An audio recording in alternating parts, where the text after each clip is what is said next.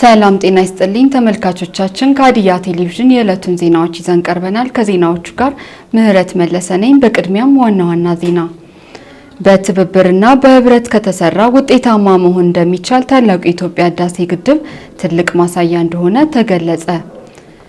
በ2017 በጀት ዓመት በሁሉም ዘርፍ ህብረተሰቡ ተጠቃሚ የሚያደርጉ ተግባራት መከናወናቸውን የሊሙ ወረዳ ዋና አስተዳዳሪ አቶ ታደለ ደምሴ ተናገሩ። በኢትዮጵያ ስታቲክስ አገልግሎት የሚሰበሰቡ መረጃዎች ለሀገራዊ ልማት አጀንዳዎች፣ ለዘላቂ ልማት ግቦች እንዲሁም ለሀገራዊና ቀጠናዊ የልማት እቅዶች ሚናው የጎላ መሆኑ ተጠቆመ።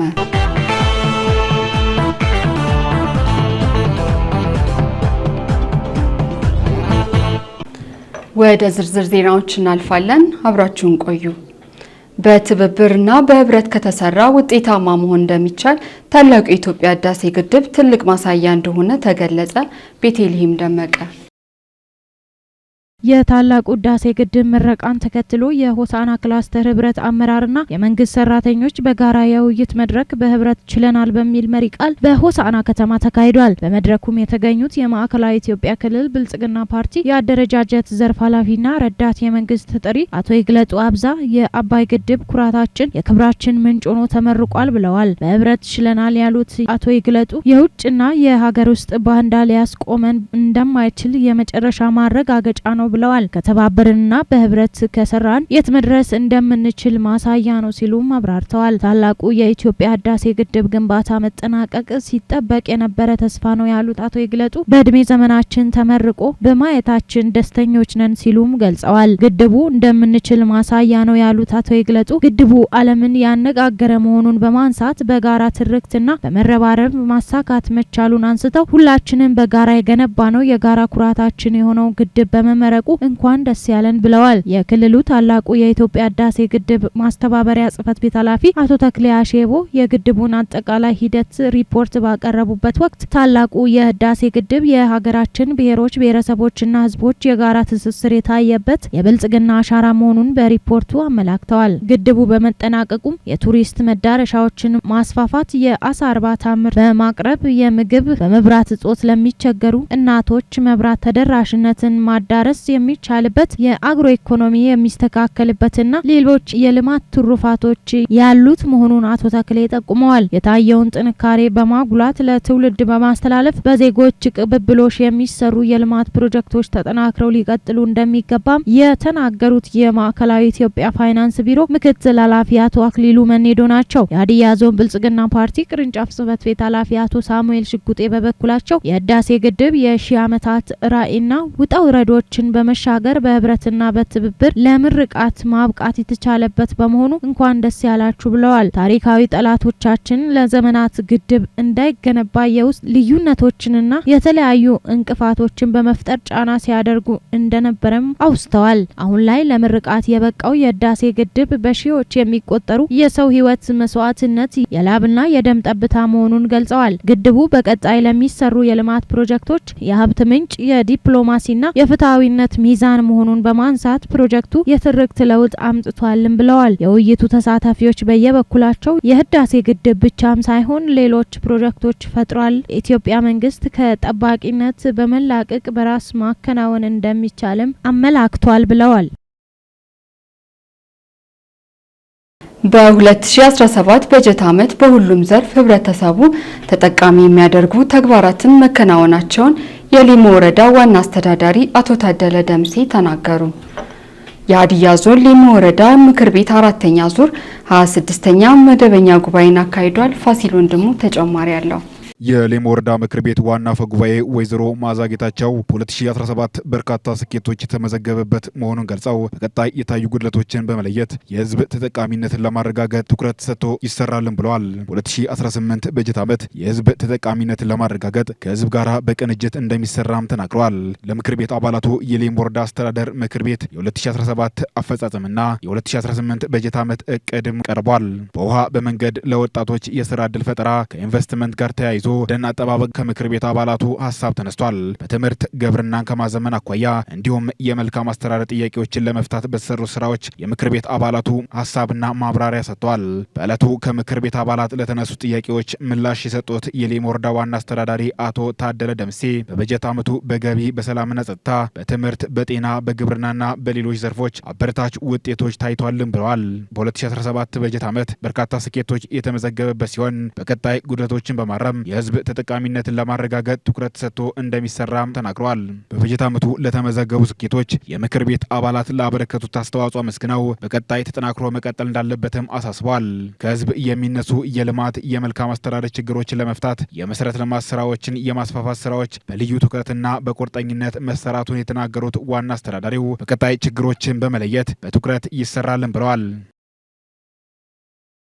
በሀዲያ ዞን በሾኔ ከተማ አስተዳደር የ2018 ዓመተ ምህረት መማር ማስተማር ሂደት በይፋ መጀመሩ ተገለጸ። ዘሪቱ ኤልያስ ተጨማሪ አላት።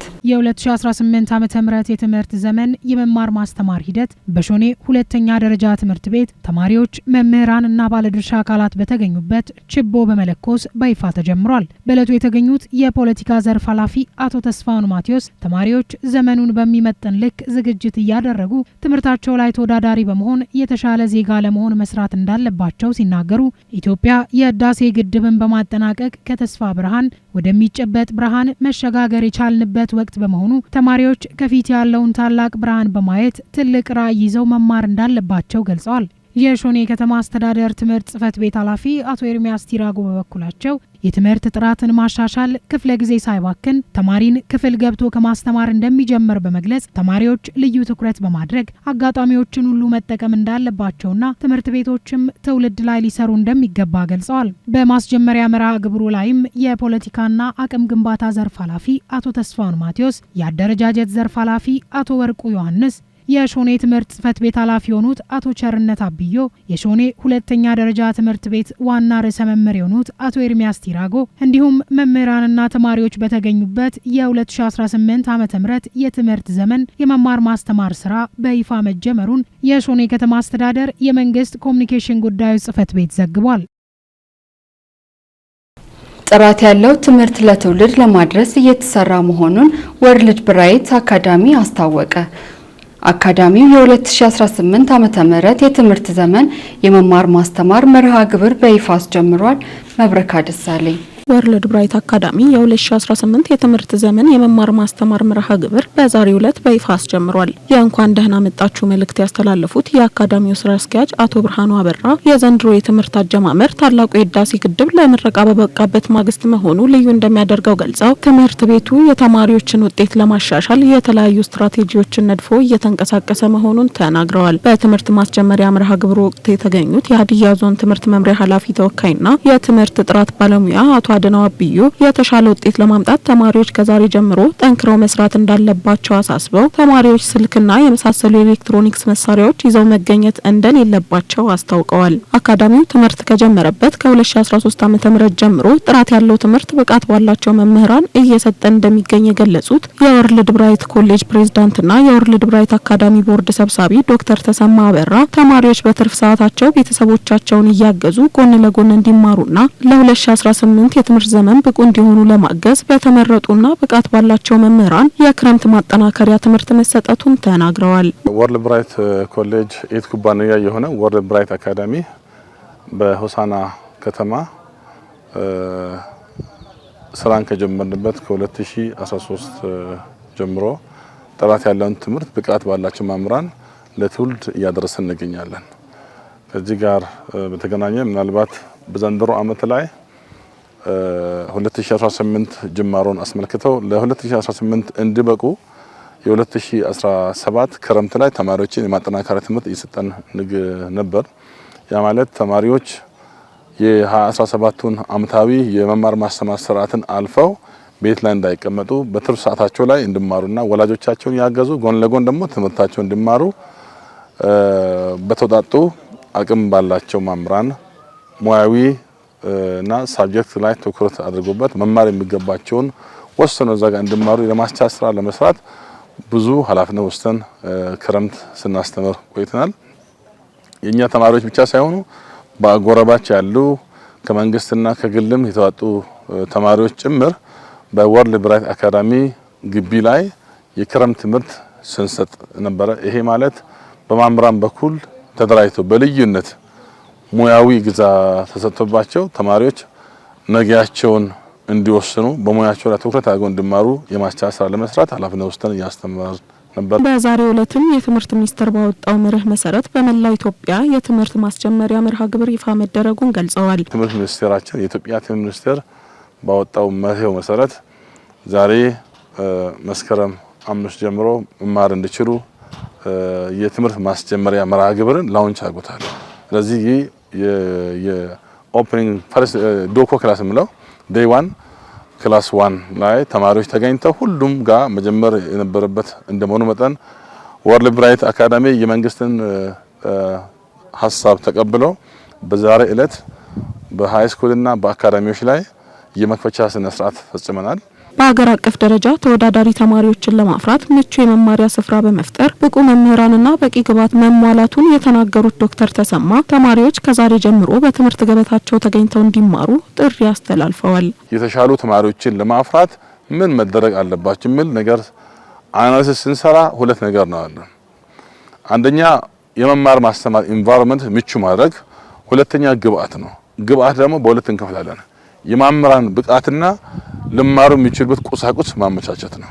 ስለዚህ በዚህ ረገድ ወርልድ ብራይት ኮሌጅ እና አካዳሚ የወርልድ ብራይት ኮሌጅ ኢት ኩባንያ የሆነው ወርልድ ብራይት አካዳሚ በሃይ ስኩል ሌቨል እና በአካዳሚዎችን ሌቨል በቂ የሆኑ በሙያቸው የተመሰከረላቸው ብቻ ሳይሆን ባሳለፍነው ዓመት ላይ የተሻለ ውጤት ያስመዘገቡ መምህራን ወደ 2018 ተሻግረው እንዲያስተምሩ ተደርጓል።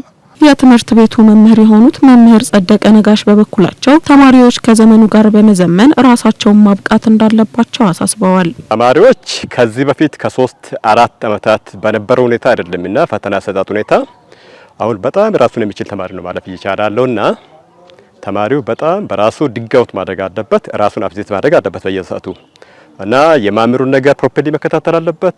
ፕላስ ደግሞ ቴክስቱን ፕሮፐርሊ መከታተል አለበት። ከዘመኑ ጋር አብሮ መሄድ አለባቸው የተሻለ ውጤት ለመስራት። በኢትዮጵያ ስታቲክስ አገልግሎት የሚሰበሰቡ መረጃዎች ለሀገር ልማት አጀንዳዎች፣ ለዘላቂ ልማት ግቦች እንዲሁም ለሀገራዊና ቀጠናዊ የልማት እቅዶች ሚናው የጎላ መሆኑ ተጠቆመ። በኢትዮጵያ ስታቲክስ አገልግሎት ሆሳና ቅርንጫፍ ጽሕፈት ቤት የ2018 ዓ.ም የኢኮኖሚ ድርጅቶች ቆጠራዊ መስክ ሰራተኞች ስልጠና መስጠት ተጀመረ። ምንትዋብ እያሱ የማዕከላዊ ኢትዮጵያ ክልል ፕላንና ልማት ቢሮ ተወካይና በቢሮው የልማት መረጃና ስነ ሕዝብ ጉዳይ ዘርፍ ኃላፊ አቶ አብርሃም አለሙ የኢኮኖሚ ድርጅቶች ቆጠራ ሀገሪቱ ያለችበትን አሁናዊ የኢኮኖሚ ሁኔታ ለማወቅ እንደሚረዳ ጠቅሰው ለፖሊሲ አውጪዎች ግብዓት የሚሆን መረጃ የሚገኝበትና የሚወሰኑ ውሳኔዎች በእውነተኛ መረጃ ላይ ተንተርሰው እንዲወሰኑ አይነተኛ ሚና እንዳለው ተናግረዋል። መረጃውንም የመሰብሰብ ኃላፊነት የተጣለባቸው ሰራተኞች ሀገር የሰጠቻቸውን ኃላፊነት ብቃት መወጣት አለባቸው ብለው ጉዳዩ የሚመለከታቸው አካላት ሁሉ ለስራው ስኬታማነት የሚጠበቅባቸውን ትብብር እንዲያደርጉ አሳስበዋል። ይህኛው የኢትዮጵያ ስታቲስቲክስ አገልግሎት ለመጀመሪያ ጊዜ የኢኮኖሚን ቆጠራ የሚያደርግበት ስለሆነ የሁሉም ተሳትፎ ይጠይቃል። የመጀመሪያም ነው፣ ታሪካዊም ነው። ስለዚህ እነዚህ ላይ የሚሳተፉ አካላት እድለኞች ናቸው። የታሪክ ላይ አንድ አሻራ ጥለው ያልፋሉና ስለዚህ ሁላችንም ደግሞ ይህን ማተባበር ግዴታ ነው የሚሆነው ማለት ነው። ይህ መረጃ ብዙ ጥቅሞች አለው። አንደኛ የፖሊሲ አመንጮች ጋር ይደርሳል። ስለዚህ ፖሊሲያችን ምን ይመስላል የሚል ነገር አቅጣጫ ጠቋሚ ነው። በሌላ መንገድ ደግሞ የኢኮኖሚያችን ምን ደረጃ ላይ ደርሷል የሚል ነገር የምናይበት ነው። ሌላኛው ደግሞ በዚህ ጋር ተያይዞ ውሳኔዎች ይወሰናሉ። ስለዚህ የሚወሰኑ ውሳኔዎች እውነተኛ መረጃ ላይ ተንተርሶ ስለምንወስን ብዙ ጥቅም አለው። ፋይዳው ብዙ ስለሆነ ይሄን ሁላችንም ታሳቢ ያደርገን መቀጠል አለብን ብዬ አስባለሁ። በኢትዮጵያ ስታቲስቲክስ አገልግሎት የሆሳና ቅርንጫፍ ጽሕፈት ቤት ስራ አስኪያጅ አቶ ካሳሁን አሰፋ በበኩላቸው የኢኮኖሚ ድርጅቶች ቆጠራ በሀገሪቷ ለመጀመሪያ ጊዜ እንደሚከናወን አንስተው በቆጠራውም ከዝቅተኛ አምራቾች አንስቶ ትላልቅ ድርጅቶች የሚካተቱበት መሆኑን ገልጸዋል። ቆጠራው ለጠቅላላ ሀገራዊ ምርት ግምት ጂዲፒ ግብዓት የሚገኝበት በዓለም አቀፍ ደረጃ ተነጻጻሪነት ያላቸው ድርጅቶች መረጃ ለማግኘት እንዲሁም አጠቃላይ ሀገራዊ ኢኮኖሚ ሁኔታ ለማወቅ እንደሚረዳ አብራርተዋል።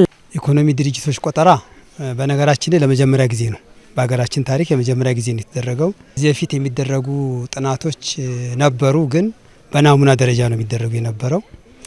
አሁን ግን በቆጠራ ደረጃ በከተማ ደረጃ 100% እያንዳንዱ ቦታ ላይ ያሉ የኢኮኖሚ ድርጅቶች በሙሉ በጥናቱ የሚካተቱበት ነው የሚሆነው። ቆጠራው የሚገኘው ውጤት በሀገሪቱ የጂዲፒ የአገራዊ ምርት ግምት ላይ ለዛ የሚያስገኝ መረጃ የሚገኝበት ነው። በዋናነት እሱን የሚያስገኝ ይሆናል።